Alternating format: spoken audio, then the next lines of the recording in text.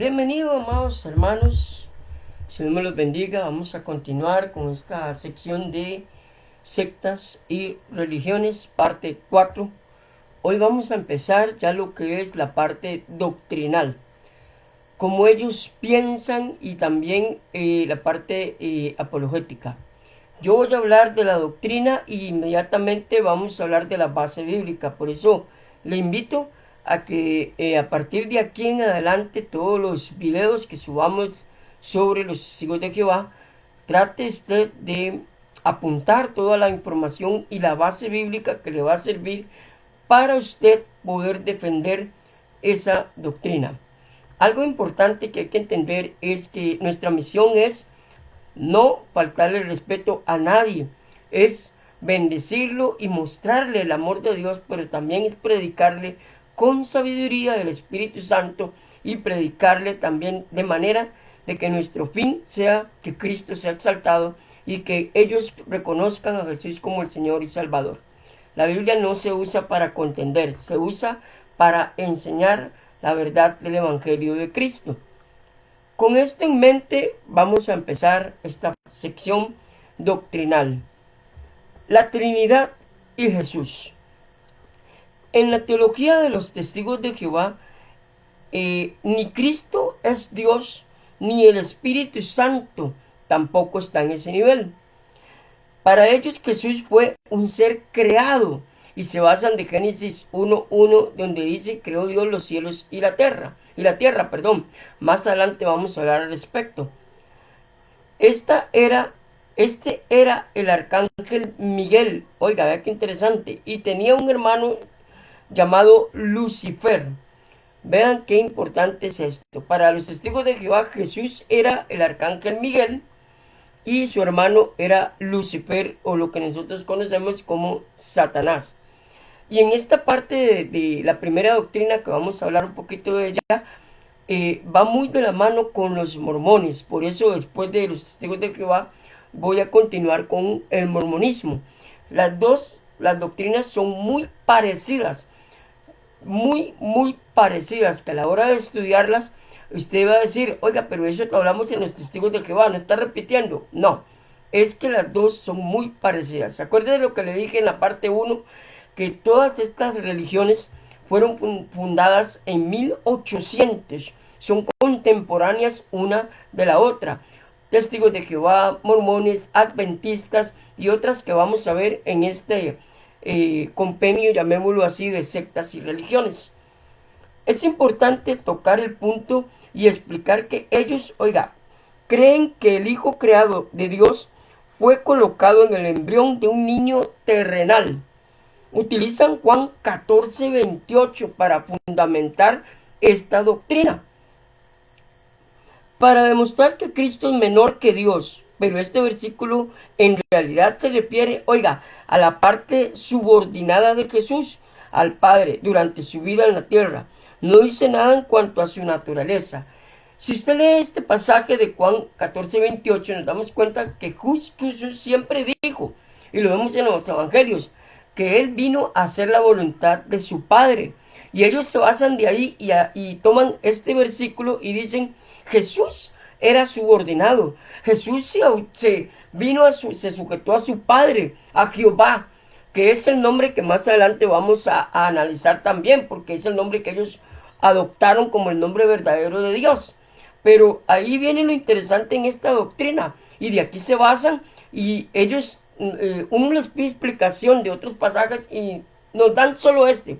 Con solo este pasaje ya ellos tienen la doctrina de que Jesús era un ser creado y subordinado, donde realmente prácticamente desechan el resto de pasajes que hablan de la divinidad de Cristo, los nombres de Cristo, como Él se presenta como el Mesías, como el Hijo de Dios, pero realmente ellos no lo ven así. No se necesita ir muy lejos. Todos los títulos que Cristo se da a sí mismo son divinos en las cartas del Apocalipsis, o consecuentes con su divinidad. Juan 1:1-3, que es uno de los pasajes que vamos a analizar, que es el pasaje que también ellos utilizan para, llamémoslo así, bajar a Cristo de la divinidad. es muy usado por ellos, es el que más utilizan a la hora de que uno les presenta a Cristo como el Señor, como el Rey de Reyes, ¿verdad? Como la parte divina de Cristo. Entonces, más adelante vamos a hablar de ese pasaje. Juan 10:30, Romanos 9:5, Colosenses 2:9 y Hebreos 1:3 y Hebreos 13, versículo 8. Le invito a que usted vaya analizando estos pasajes con respecto a esta doctrina de la divinidad de Cristo, ¿verdad? Entonces, el Espíritu Santo, ve lo que dice, al cual ellos llaman únicamente un poder o una influencia de Dios para ejercer su voluntad. Pero en la Biblia la personifica y le da vida aparte de la de Dios y de Jesús, siendo uno solo. En la Biblia el Espíritu Santo se le da vida, habla, ríe, llora, se entristece, ordena. Y vamos a verlo en estos pasajes. Le invito a que apunte estos pasajes uno por uno, los estudie para que pueda demostrar que el Espíritu Santo sí es una persona. No es una fuerza activa como ellos dicen, como la luz, como la corriente. No, realmente Él tiene lo que es las cualidades, ¿verdad?, de un ser divino. Pero estos pasajes nos van a ayudar mucho a la hora de tratar con esta parte de doctrina de ellos. Habla, Hechos 8:29. Intercede, Romanos 8:26 y 27. Se entristece, Efesios 4:20. Da órdenes, Hechos 16, 6 al 7 y Hechos 13, versículo 2. Tiene voluntad propia el Espíritu Santo. Vea qué interesante. 1 Corintios 12:11. Ama, Romanos 15, versículo 30. Tiene vida, Apocalipsis 22:17. Puede ser resistido el Espíritu Santo, Hechos 7:51. Y Salmos 139, versículo 7 y Lucas 3:21 al 22. Obviamente, si hablamos ya de lo que es el Espíritu Santo o neumatología, como se dice en teología, el tema es bastante amplio, pero estos versículos nos van a ayudar para poder fundamentar que el Espíritu Santo es un ser totalmente aparte de Dios, Padre, Hijo y Espíritu Santo, las tres divinidades, que la palabra siempre lo expresa. Entonces no es una fuerza activa, no es como ellos dicen una potencia o una influencia, no, es un ser, igual que Jesús, igual que el Espíritu Santo, divino también. Ok, otra de las doctrinas que vamos a hablar un poquito es sobre el infierno, que es uno de los temas que Russell siempre estuvo en desacuerdo del infierno. Más adelante lo vamos a profundizar, pero aquí vamos a tocar un poquitico sobre ese tema, pero más adelante vamos a hablar con más fuerza sobre el infierno. Entonces, ellos dicen que aquí, o en el sepulcro, que es una palabra que si usted la busca en griego, sepulcro significa kever, o el lugar donde es depositado el cuerpo. Voy a dar un ejemplo. Marlito en este momento pasa a la presencia del Señor, su cuerpo queda aquí inerte, ¿verdad? Y sucede lo que a todos nos pasa. La familia nos vela, qué sé yo, y después nos lleva a un cementerio y es donde el cuerpo de Marlito va a ser depositado. Para los judíos a eso se le llama kever en griego, es donde el cuerpo es depositado. Para ellos, para los testigos de Jehová, que obviamente ellos nunca estudiaron griego, ni menos hebreo, resulta que la palabra sepulcro o kever es el infierno, o el lugar de los muertos, y ellos agarraron esta expresión y dijeron que ahí ese es el infierno. Y para ellos kever es el infierno, donde realmente es donde es depositado el cuerpo cuando la persona exhala, como dice la palabra, o muere. Por eso di ese ejemplo para que podamos entender el concepto y el pensamiento que ellos tienen.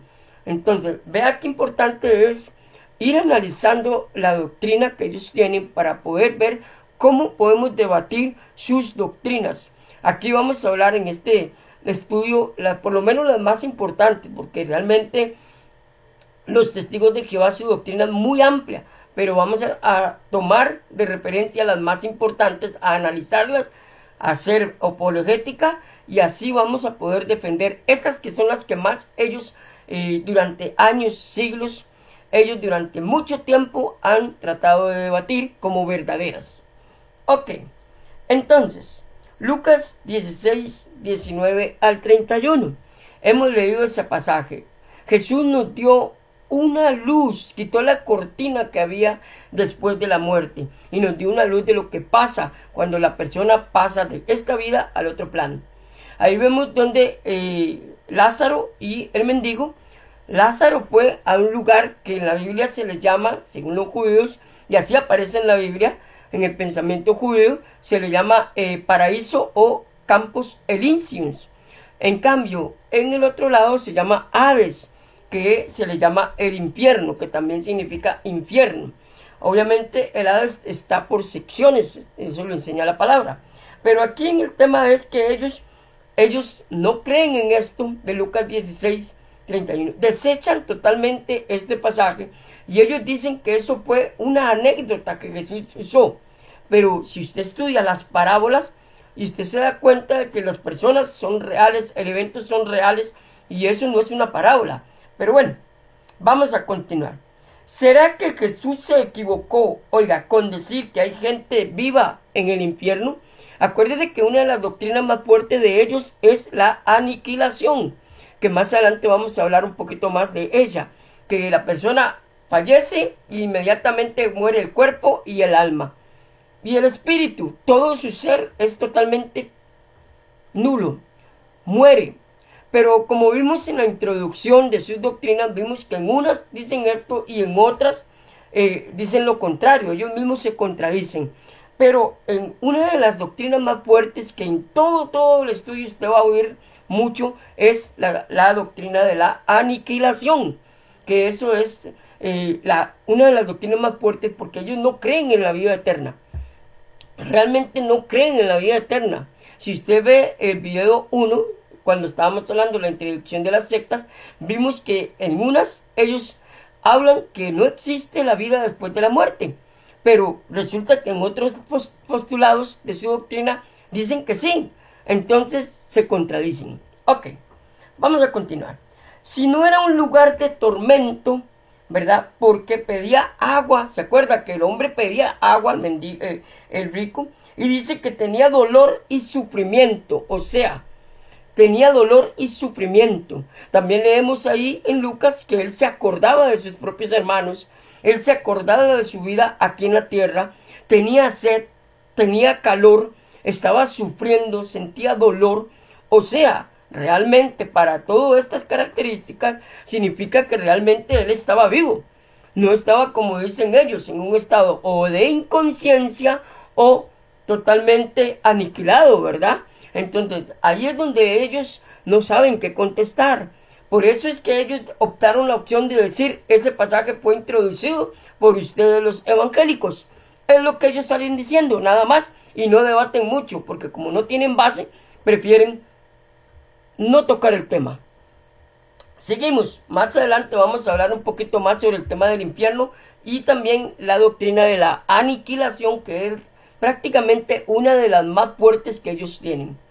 Los 144,000 es uno de los, llamémoslo así, el estándar de ellos, es la bandera que ellos usan. En siglos pasados, en tiempos pasados, ellos siempre decían que ellos tenían que ser 144,000. Pero llegó una vez un gran evangelista, un gran predicador y les dijo, yo les tengo una pregunta, ustedes dicen que son solo 144,000 que se van a salvar, pero ustedes dicen que son una religión muy antigua y resulta ser que de aquí, de el momento en que ustedes supuestamente dicen que sus orígenes a hoy, ya deben llevar más de 144,000 testigos de Jehová. Y el resto de esos números, ¿qué pasa? En ese momento ellos vieron que la pregunta fue muy buena y que los dejaron pensando. Mira, sí, ¿qué vamos a hacer? Más adelante vamos a estudiar y analizar más esa doctrina de los 144,000 y lo que en años recientes, no fue hace mucho, que ellos tomaron una decisión y cambiaron de postura.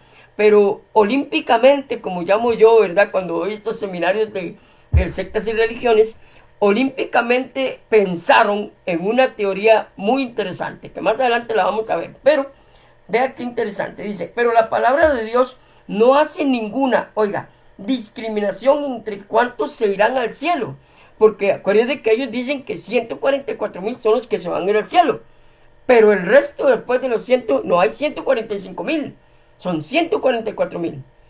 Ok, Juan 14, 1 al 3, Juan 17, 24, 1 Corintios 15, 51, 52, Apocalipsis 3, 21. Vamos a continuar, amados, con nuestra sección de doctrinal. Entonces, como le digo, ahí voy hablando de puntos, vamos hablando y tal vez más adelante vamos a profundizar un poco más. Lo que pasa es que aquí vamos haciendo como pinceladas para ir calentando motores para entrar a la parte más fuerte de esta sección de doctrinal de los testigos de Jehová. Sus principales doctrinas y sus enseñanzas en cuanto a Cristo. Vean qué interesante lo que piensa la sociedad Watchtower, que es así como está escrita en Estados Unidos, ¿verdad? Originalmente, que Jesucristo no es Dios, oiga, y que Jesús es un ser creado, como lo vimos anteriormente, que existió como el arcángel Miguel, ¿verdad? Antes de nacer como un hombre perfecto. Oiga, antes de nacer como un hombre perfecto, Jesucristo era allá en el cielo o delante de la presencia de Dios, de Jehová, era el arcángel Miguel. Vino, como leímos anteriormente, y ¡pum!, en una mujer y se hizo un ser humano perfecto, pero no divino. Escuchen esto, ser humano perfecto, pero no divino. Ok, y era el arcángel Miguel. Esta doctrina téngala muy fuerte en su mente porque cuando veamos los mormones, ellos también tienen esta doctrina. Muy interesante. Solo que los mormones cambian cierta cosa de la doctrina de los testigos de Jehová, pero es exactamente la misma temática, la misma doctrina. Ok, los testigos creen que en la encarnación Cristo abandonó, oiga, su estado de ser espiritual, haciéndose tan solo un hombre perfecto. O sea, no creen en la parte divina de Cristo. Acuérdense que en teología existe la parte hipostática, ¿verdad? De Cristo, ¿verdad? La naturaleza hipostática, la humana y la divina.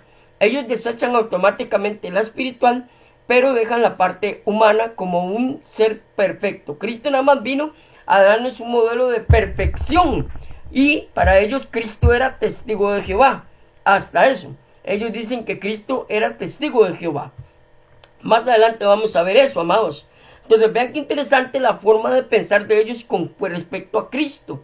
Lo veían como el arcángel Miguel, lo veían como un ser subordinado, como un ser creado, ¿verdad? Como parte de la creación y también era un hombre perfecto, ¿verdad? Entonces, de ejemplo, y también lo consideran como uno de los más grandes modelos testigos de Jehová que han existido. Vamos a continuar. Entonces, abandonó su estado de ser espiritual haciéndose tan solo un hombre perfecto, niegan la obra expiatoria de Cristo, totalmente niegan la obra expiatoria de Cristo en la cruz del Calvario y vamos a ver por qué la niegan. No es tanto que la nieguen lo preocupante, ¿verdad? Sino que por qué la niegan la obra expiatoria de Cristo en la cruz. Que eso es, acuérdense que para nosotros es el centro del Evangelio. Todo desde el principio de la creación va a girar hasta la cruz del Calvario. Vemos en Génesis 3:15 el primer pacto con promesa de salvación para la humanidad. Pero ellos niegan rotundamente la salvación en la cruz. Cristo, al igual que otras religiones, hizo una obra incompleta. Y ahí es donde vamos a analizar exactamente por qué ellos ven el sacrificio expiatorio de Cristo en la cruz como algo insuficiente. No lo completó, no tuvo la eficacia que él tenía que tener Cristo y falló. Y eso es interesante porque ellos piensan, a pesar de que ellos vienen y te hablan a ti de Cristo, porque ellos usan a Cristo, porque ellos se llaman cristianos, ¿verdad? Como el hombre perfecto, pero el hombre que también falló. Y ahí es donde ellos ven la obra expiatoria de Cristo como no terminada, no acabada. Aunque usted no lo crea. Vamos a continuar. aseveran que en la cruz el hombre Jesús, oiga, amados, fue aniquilado. ¿Se acuerda? Por eso les dije, amados, que en todo lo que queda de la parte doctrinal, esta teoría o esta doctrina de la aniquilación es la que pesa más fuerte para ellos. Cristo, en el momento en que murió en la cruz, en el tercer día, ¿verdad?, cuando ya expiró, para ellos Cristo fue totalmente aniquilado. Su cuerpo fue despedazado totalmente y dejó de existir su cuerpo. Y ahí es donde viene otra doctrina, que más adelante la vamos a estudiar, que ellos, ahí es donde usted también puede hacerle las siguientes preguntas a un testigo de Jehová. Pero más adelante le voy a decir las preguntas que podemos hacerle, que ellos no van a poder contestar, porque ahí es donde usted ya va a confrontarlos con la doctrina pura del Evangelio. Que acuérdate que el Evangelio puro es la salvación de Cristo en la cruz, que Cristo expió los pecados de la humanidad. San Juan 3:16 al 20. Es uno de los pasajes que ellos niegan totalmente, San Juan 3:16 al 20, porque dicen que jamás Él no pudo ser el Salvador del mundo. Él no cumplió los requisitos que Jehová le mandó. Entonces, ahí es donde es preocupante, amados, cómo el diablo utilizó su estrategia del Dios de la mentira, el padre de la mentira, para engañar a un ser humano con semejante doctrina. Ok. Y para colmo de todo, oiga, niegan su resurrección corporal. Obviamente, si en la aniquilación, la doctrina de la aniquilación, Cristo fue totalmente despedazado, destruido, la resurrección para ellos nunca existió, que también es parte fundamental del Evangelio, la resurrección de Cristo, como dice Pablo. Si Cristo no hubiera resucitado, nuestra fe, en vana sería nuestra fe. Pero ellos dicen que no resucitó. ¿Y por qué? Más adelante vamos a ver esa doctrina, porque ellos dicen que Cristo no resucitó. Vean qué interesante, amados, en esta otra doctrina que estamos viendo con respecto a Cristo. No murió en la cruz, no resucitó, su cuerpo fue totalmente destruido y él sufrió lo que se llama la aniquilación. Ahora, tal vez usted en este momento se preguntará, bueno, entonces, ¿qué pasó con Cristo? ¿Qué pasó con él entonces? ¿Qué es lo que piensa el testigo de Jehová? Ahí viene una de las doctrinas que es muy fascinante, que cuando la toquemos, usted va a decir, wow, ¿cómo es posible que crean esto? Ahora, ¿por qué ellos predican a Cristo? Porque ellos tocan la puerta de nuestras casas y lo primero que nos hablan es que somos siervos de Cristo. ¿Por qué se lo niegan en sus doctrinas? Y eso es una pregunta que yo más de una vez le he dicho a ellos, con mucho respeto. ¿Por qué ustedes hablan de Cristo si ustedes no creen en Cristo? No creyeron en la cruz de Cristo, no creyeron en el sacrificio de Cristo, además no creyeron en que Cristo resucitó. Entonces, ¿por qué predican un Cristo muerto para ustedes? Un Cristo que dejó de existir en el momento en que murió. Un Cristo que nunca resucitó. Y no saben qué contestarme. Entonces, ahí es, amados, donde es importante que usted y yo nos preparemos para ir y predicar el Evangelio, como dice Pablo, proveyendo una buena apologética. Entonces, ahí es donde usted de hoy en adelante va a decir, muy buena pregunta, ¿por qué predican de un Cristo que no existe para ellos? De un Cristo que no pudo, que no venció en la cruz y que nunca resucitó. Es algo interesante, ¿verdad, amados? Y aquí es donde el Señor, para la gloria y honra del Señor, estamos aprendiendo. Y todavía nos falta mucho que aprender sobre los testigos de Jehová, amados. Por eso les digo, le invito a que no se pierda aquí, ¿verdad? Estos estudios. No pase por alto ninguno de los estudios porque cada uno es una cadena. Entonces, si se parta uno, amados, no va a poder entender la otra sección, en la otra parte. Muy importante. Después de la sepultura, de Jesús, Dios eliminó su cuerpo físico, que es la doctrina de la aniquilación. Él entonces fue levantado, resucitado. Ahora, según el pensamiento de los testigos de Jehová. Pero si usted se pone a analizar, segundos atrás, en su doctrina dicen que Jesús nunca resucitó. Pero aquí abajo dice que él fue resucitado, él fue levantado. Ya usted va viendo cómo ellos mismos se están contradiciendo totalmente. Porque si aquí arriba en la doctrina dicen que Cristo fue totalmente aniquilado, que fue totalmente despedazado, morido, cuerpo, alma y espíritu dejan de existir. Entonces, ¿por qué aquí abajo dice que Jesús fue levantado o resucitó? Ahí es donde se contradicen. Y vamos a continuar. Vea, ahora en el cielo, vea qué interesante. Ahora resulta que sí resucitó, pero sí fue levantado, pero ahora en el cielo, oiga, otra vez es conocido como el ángel, el arcángel Miguel. O sea, quiere decir que Cristo, para ellos, resucitó, se levantó y otra vez fue el arcángel Miguel. Fue a ser otra vez el arcángel Miguel allá en el cielo. Él no es Dios, no está a la diestra del Padre. Ahora, en solo esta nos quedamos pensando, entonces, ¿por cómo va a resucitar? ¿Cómo va a ser levantado alguien que fue totalmente destruido?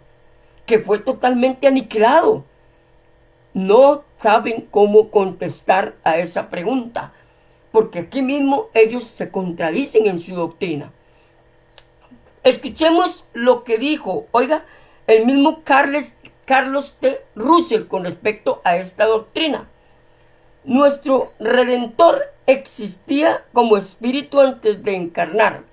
Vean qué interesante la expresión que hizo Charles Russell. Nuestro Redentor. Vamos a poner atención a este párrafo.